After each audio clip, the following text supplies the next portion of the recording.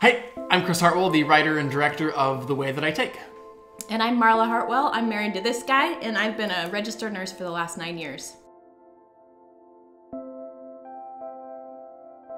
Probably the one thing that inspired me the most is when I was in 3rd grade. I had my appendix out, and I stayed a couple nights in the hospital, and I had an awesome nurse named Heather, and she was my inspiration. Ever since I spent those nights and had such a good interaction with her, from then on I switched. I went from wanting to be an artist to wanting to be a nurse. There you go. So. Well, you married me and I became the artist. So there you go. It all worked out. You get both things. Yeah, one of the days that comes to my mind, we had a patient who, she had been hit by a car and had a massive brain injury, and she had been in our hospital for about a year, and it was really hard to tell while caring for her during that year how much she was aware. And she made little progress, you know, now and again we could see changes, but it was still really hard. She was nonverbal, she was bedbound, she wasn't able to communicate. But I remember, you know, after that year, there was one day she came up to me with a speech therapist, and the speech therapist said, what's your nurse's name? And she looked up at me and grinned, and then she said my name. Wow. And at that point, I didn't even know she could talk.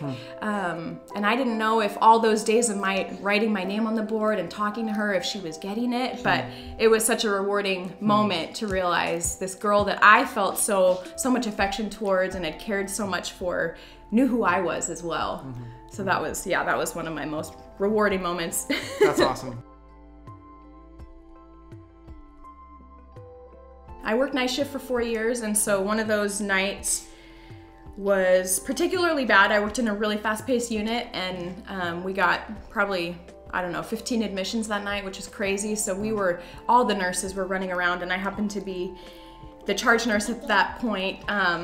And I remember it was probably maybe halfway through the night, and it was so busy that, you know, we hadn't sat down, and everyone was really stressed and angry at me, and, you know, it was one of those nights, and I was in with a patient trying to admit him for another nurse, and I remember hearing over the intercom, code blue to my floor, and thinking, oh my gosh, what's going on, you know? And so of course I leave that patient and I run to see what's going on, because the code blue usually means someone died, or is in cardiac arrest or something. So something severely wrong is going on my floor. And I ran to that room and I walked in, and it looked like a murder scene. There was a young man, he was probably my age or a little bit older, maybe in his 30s, was on the ground, and there was just blood everywhere. And I thought, oh my gosh, what happened?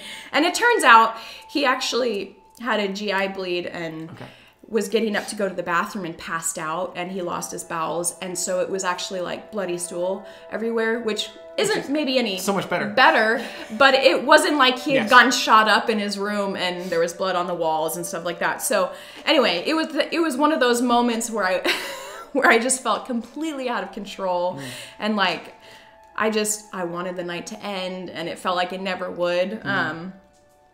Yeah, so it's hard. Like, working as a team is really important, and when that team kind of falls apart because it's just so hectic, then it feels even worse. So when you feel isolated and like you're not able to care for your patients the way that you want to. So yeah. I mean, I think one of the biggest gifts that nursing has given me is just a window into other people's lives. They come to me, or I come to them in one of their darkest points, and they let me in because they automatically trust me as their nurse.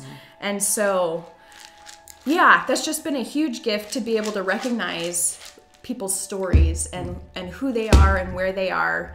And to be able to be a small part of that has been just such a beautiful gift, to see people and the beauty of their souls, even in the lowest places. And I think that's what this film is intending to do in a lot of ways, is just kind of give you a window into people's stories, and whether it be the patient or the nurse, and recognize that everyone's story is different, and they come to each other, not knowing each other, but there's this whole background that they don't know about, you know? And so being able to recognize that and recognize the beauty of that and then just treat people accordingly. So yeah, I think I'm excited to see what this film does and kind of opening people's eyes to that.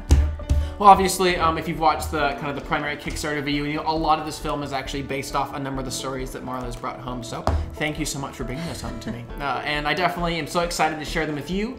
Again, our Kickstarter campaign is live right now. If you guys are interested and willing and able, it would mean so much, and it's so important that you head on over to Kickstarter and contribute in any way that you can. Every single dollar counts. Thank you so much, guys. Again, this is Marla Hartwell. I'm Chris Hartwell, and we'll talk to you next time. Cheers.